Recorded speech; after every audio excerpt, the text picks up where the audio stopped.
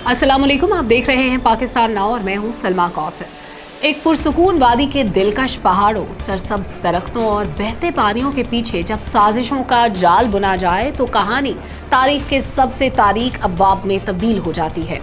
इस वक्त आज़ाद जम्मू कश्मीर में असल इशू और तनाज़े का मरकज़ वो 12 मखसूस नशिस्तें रहीं जो 1947 के महाजरीन के लिए मखसूस की गईं और इसी सियासी बहरान को बुनियाद बनाकर खित्ते का अमन दांव पर लगाया गया। कहानी का आगाज मई 2024 से होता है जब जम्मू कश्मीर जॉइंट अवामी एक्शन कमेटी नामी एक नाम नेहाद अवामी इत्तेहाद ने आटे की सब्सिडी और बिजली के बिलों के मसाइल को ढाल बनाकर पहली बार रियासत का अमन यरगमाल बनाने की कोशिश की।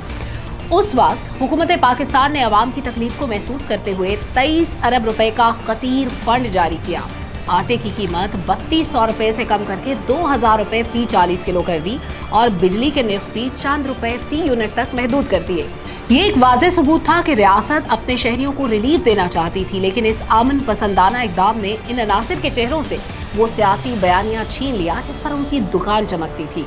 साजिशी जहन कभी खामोश नहीं बैठते। चनाचे जैसे ही साल 2026 का आगाज हुआ और रियासत में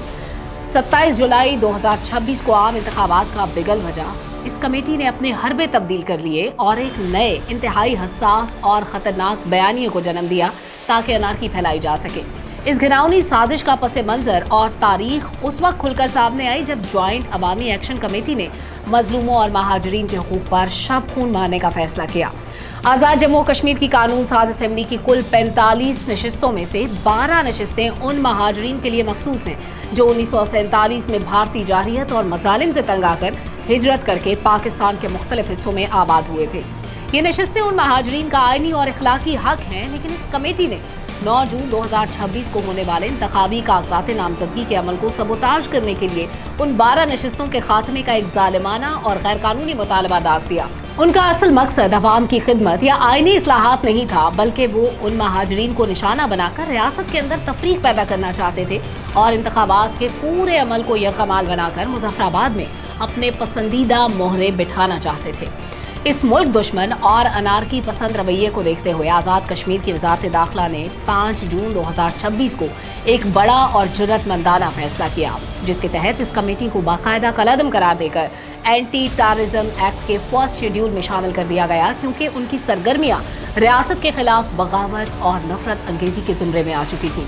जब कानून ने अपना रास्ता अपनाया तो इस कमेटी का मकरो फरेब से भरा चेहरा मजीद खुलकर सामने आ गया और उन्होंने पुरामन एहतजाज का लिबादा उतार फेंका। 7 जून 2026 को रावला कोर्ट में एक मामूली से तकरार के वाक़े को बुनियाद बनाकर एक सोचे समझे मंसूबे के तहत आग लगाने के लिए इस वाक़े को इस्तेमाल किया गया। रावला कोर्ट के एक अस्पताल के बाहर जहां लाश लाई गई थी, इस कलअदम तंजीम के मुसल्लह शरपसंदों ने कानून नाफिज करने वाले इदारों पर सीधी फायरिंग कर दी, जिसके नतीजे में कीमती इंसानी जानें चली गईं। ये कोई अवामी तहरीक नहीं थी, बल्कि कानून के महाफिजों पर एक बाकायदा हमला था, जिसके बाद शरपसंदों ने पूंछ और मीरपुर डिवीजन की तरफ मार्च की कॉल दे दी। इन शरपसंदों के अज़ाइम इतने खतरनाक थे कि हुकूमत को इनके मकरो फरेब को बेनकाब करने के लिए बाकायदा गद्दारी के मुकदमात दर्ज करना पड़े।